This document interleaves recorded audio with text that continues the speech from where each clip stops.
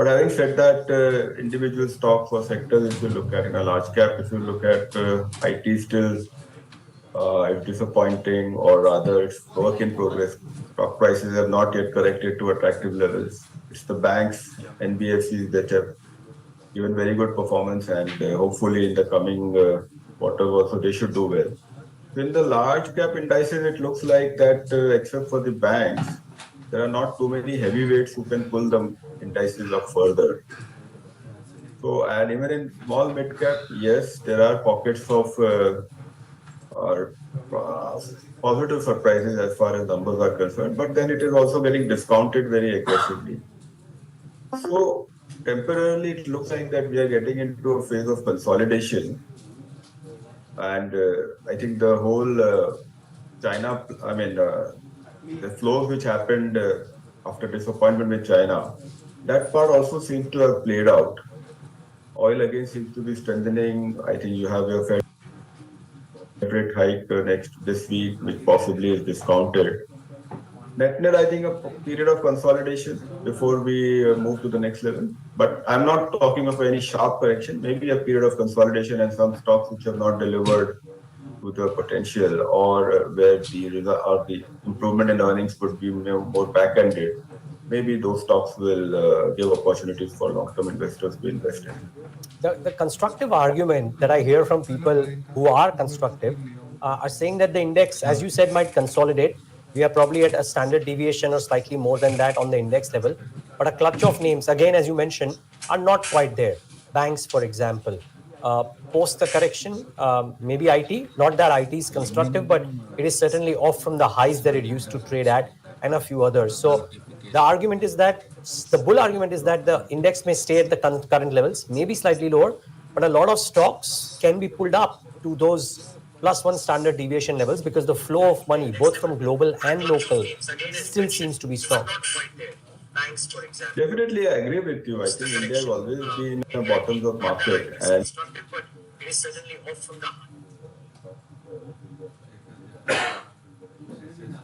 that's what active fund management is all about, which is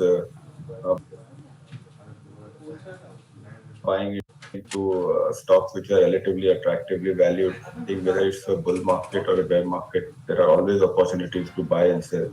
So I don't deny the fact that there will be opportunities to invest in. So I think that's where smart active fund management comes into play, where wherever there are corrections which could possibly be maybe temporary, or where the valuations become attractive, I think investors should be looking to invest into that. And some of the sectors which for various reasons have not done well in the last few years, or rather last 1 year, where valuations have become attractive, maybe that could be the places where you can park additional funds. Like last time when I met you, or rather we had an interview, I spoke about the whole insurance and wealth management and broking and that kind of space.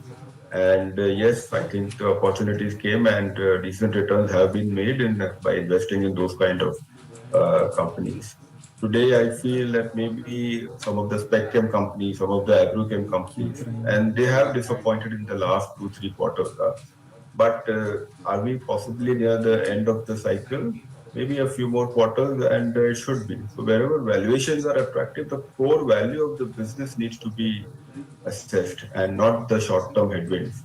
Markets are giving you opportunities to invest in those kind of opportunities from a slightly medium-term perspective. Maybe the momentum is not there, but valuations in some of those companies seem to be becoming attractive.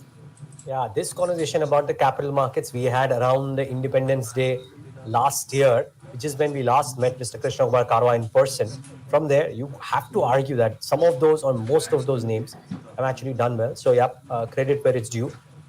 Spectrum is an interesting one. Just a counter there before we and you know what I'll do is, since we've entered sectors, we'll kind of finish this conversation and have a couple of questions around the central banking meetings lined up for the rest of the week as well.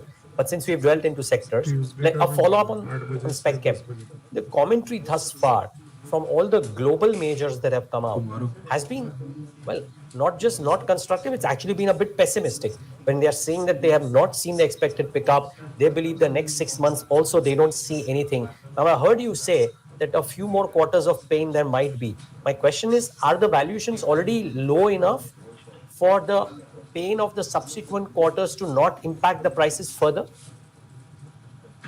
I think that's where your skill sets as a bottom of stock picker comes in. So I'm not saying the sector as a whole probably gives you many opportunities, Okay. but some of the leaders in the spectrum segment, who have the track record of last 15, 20 years, who have the size, etc., and where valuations seem to have become attractive. And sometimes there are some concentrated holdings being offloaded by disappointed investors. So that gives you an opportunity to investing and not and fully well knowing fully well that for a few quarters maybe we'll not yet get the pickup, but then sometimes you just look at the valuations and belief in the management capabilities, and that's what contra investing is all about management capabilities, valuations being attractive, and taking a contra bet from a slightly medium term perspective. And many of these companies are not exactly large cap. I mean, they would be in the mid to mid large cap companies. So even liquidity, etc. This is the time when you can build large positions and be ready to keep on averaging or adding on your positions as time goes by. Okay. Um, Thanks for that. The pocket almost in the same line as SpecChem, and which has actually done well in line with the Nifty since March, is pharmaceuticals. The recency bias also seems to be strong. It's a packed next 2 weeks with pharma earnings. Has the space bottomed out, you reckon? Yes, in fact, I should have mentioned that in the this thing. So maybe also that was again a contra bet, contra investing, which some of these companies have the stock prices have done well. The commentaries coming from many of these companies regarding the excess inventory in the system, the challenges that they had on supply chain or input prices, etc., all being behind them. And markets have also reacted positively. I believe that the commentaries which will come from many of these companies will be more constructive, and investors have anticipated that. But I also believe that pharma plus CRAM, many of the companies who are in the CRAM space over there, I think from a medium term perspective, they offer a very good opportunity to invest in. And as far as some of the companies who have evolved into specialty pharma, etc., I think they have their own space. But some of the CRAM companies, I think they have gone through a tough time in the last 12 months. I think they should definitely make a very good comeback in the opportunity to invest in some of the pharma companies who are global facing is obviously there. Local domestic pharma companies, they continue to do well, and it's a very steady business. And I believe that there is a decent opportunity to invest in some of those companies also. Other most obvious question would be banks. Now, relative to their own historical multiples, at least the largest bank trades at a discount to that. But the commentary that I read over the weekend, both from Kotak and ICICI Bank, is yes of growth, but of compression in NIMS, further compression in NIMS from what happened in Q1 as well, which saw slight compression. So now my question is, would markets reward credit growth and take the valuations up a notch, or will it be a factor of just the kind of NI growth or ROE growth that these banks will deliver over the next 4 quarters that could determine the fortunes? What do you think? The way to look at it is that is this the best numbers that they can devote in terms of, and they can deliver in terms of credit costs, in terms of names, etc. From here, whether it takes 2 quarters, whether it takes 4 quarters, who knows? But there has to be deterioration only. That's a call that one needs to take from a medium term perspective. So my sense is that going forward, many of these large names which are fully discounted, they will become kind of compounders because the systems and are very robust for credit. I mean, so the earning growth would be very stable, earning growth, credit growth, etc., depending on the state of the economy. So they will become compounders rather than investors to hope that the valuations multiple which the market has given to them, whether there will be any expansion in the valuation multiple. So Many of these banks now are in a position to steadily grow between 50 to 20% on a PAT basis. And accordingly, the book value will get added. My sense is that can they deliver those kind of returns over the next 2, 3, 4 years? Definitely yes, because the systems that have been put in place by almost everybody in the ecosystem, also by the regulators. So there will be a nuanced increase in credit costs, etc. There will not be any surprises in terms of disclosures. So all those things are into play. So yes, can you make big money in terms of multi-baggers? No. But can you make decent money? Yes. Over ownership also becomes a concern. So you will have these phases where despite the best of performances, the stock prices will not exactly behave in the same fashion. So you will have this kind of starts and then stops in terms of stock prices also. Okay. One last sectoral question before I move back to macro, and that is, um, Sorry, before that, I think let me just add is that there are uh, opportunities in terms of valuation re-rating, which could possibly happen in many of the public sector banks. I think they have also got their act together. The numbers seem to be all decent. Their ability to mobilize deposits, that's going to be a key differentiating factor. If they're able to do that, then investors will, and there are a reasonable amount of under ownership also in the public sector banks. So my take is that investors looking for more than earning growth capture in the stock price, then some of the public sector banks could be an opportunity to invest in rather than well discovered, well known large cap private banks. okay, okay, point well taken. Uh, just a word on the commodity plays, if you will. I mean, just overnight, Tokyo Steel came out with this just fantastic set of numbers. They upped the guidance. It related and resulted in a bunch of other global steel names doing well. The commentary from JSW Steel, they just came on air at 9:30 before we started talking to you, was constructive both for Q2 and the next half as well. We are waiting Tata Steel today, of course. What's your sense on ferrous and non-ferrous within India? So honestly, I will not be able to help you too much on this because I don't track it so well because we Okay, are global cyclical at the end of the day. I'm not tracking it so well, so I should not be able to let's comment on skip that. it. Okay, maybe you have a thought, and that was my final sectoral question, really, Yeah. on on the bit of disbelief, maybe rightly so, maybe wrongly so, on this kind of moves that have happened in or are happening in some of the B2G spaces now, whether it's the PSU defense names and a Masgondorf or a HAL or some of the others are going through the roof. We've seen the railway stocks do really well. And today there was this report about how another order for 25,000 wagons might be on its way. Some of these things in sectors which have been existing for the last 15 years are so rapid. It's almost difficult to, wrap your heads around, especially if you've seen these sectors suffering for the last 14 years. So how do you think about these? So no doubt about the opportunity. I think many of these companies have been through tough times in the last 5, 10 years, as you said, and now they are seeing the benefits of all that in terms of the huge amount of order inflows that all these companies are witnessing.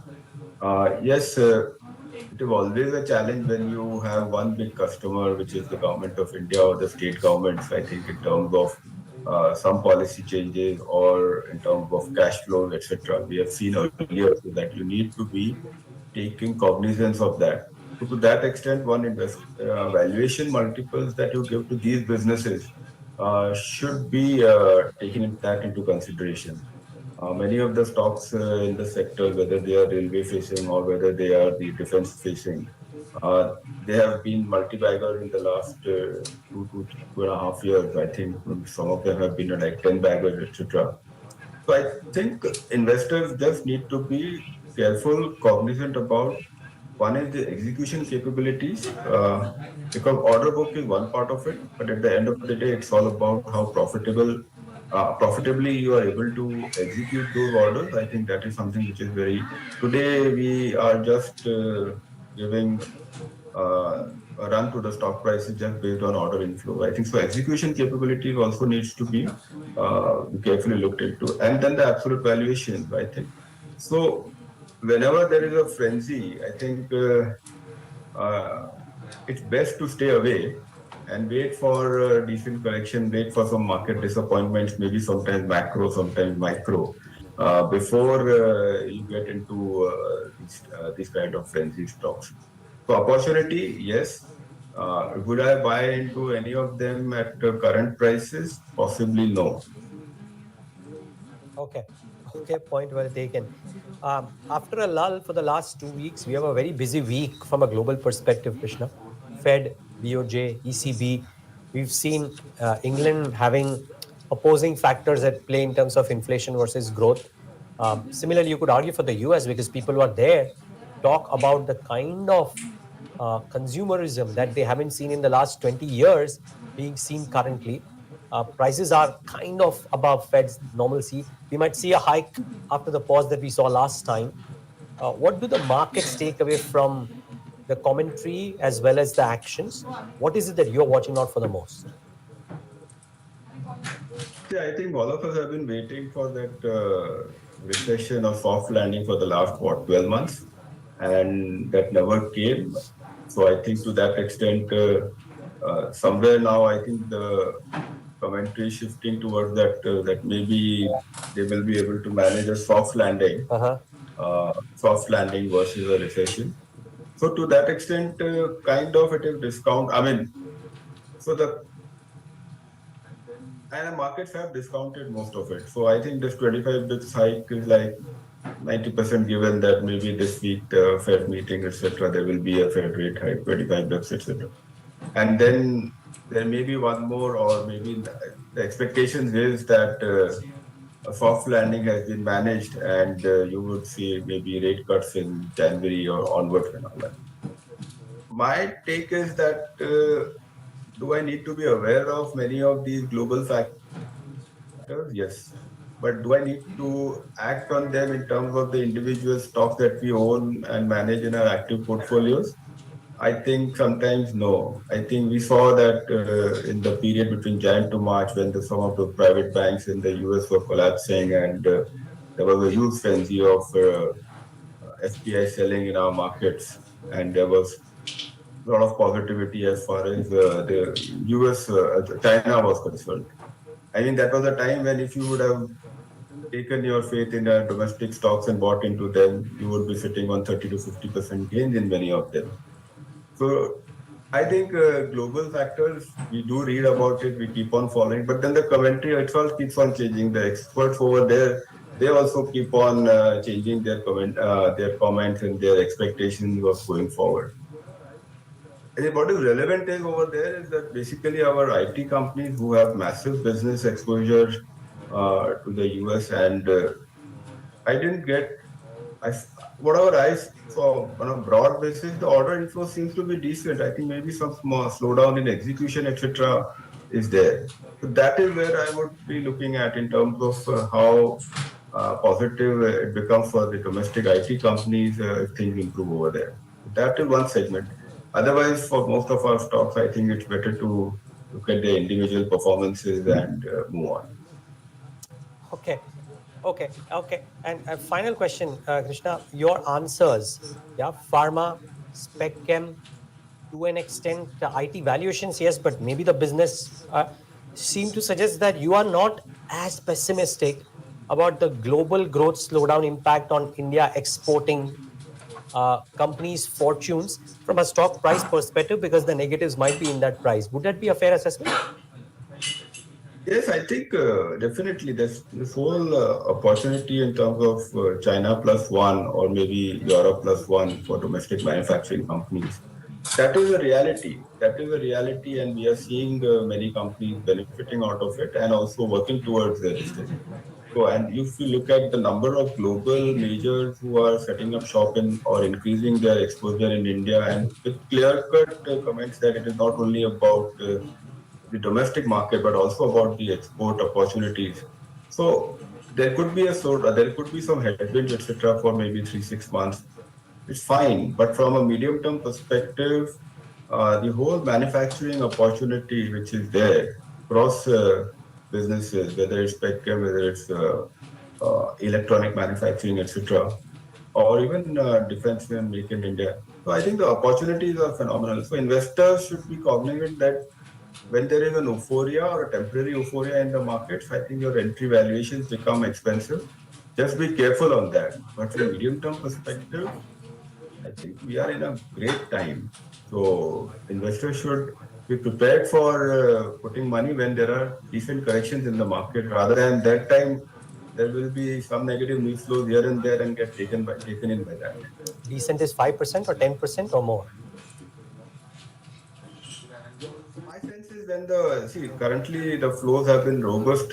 I have a feeling that maybe now we will see the inflow, the SPI inflow maybe kind of tapering off, and both feed into each other. When markets are doing well, the flows also are robust. When markets, for whatever reason, start, flows also go into the reverse. Yeah, I idea is that instead of looking at a market correction, I think we should look at individual stock price corrections. And as long as you are buying into any segment, the top three, five companies, micro segment or micro, whatever the way you look at it, when the corrections are setting. That's what I said in the initial stage also about spec chem companies. Some of the yeah. majors are going through a headwind and you buy into them. So buy individual companies, don't worry about the market. Now, whether the corrections will be 5%, 10%, I have no answer. Fair call.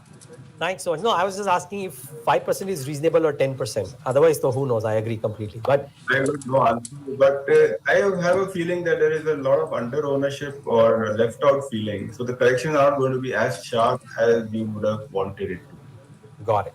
Got it. Great. Thanks so much for taking the time out. Yeah. Lovely Thank talking to you. you. 1 year from now, I will quiz you again on the spec chem predictions, and hopefully they turn out to be truer even faster than what you're penciling in. But thanks for talking in today. Thank you. Thank you very much. And viewers, thanks for tuning into this leg of the Talking Point.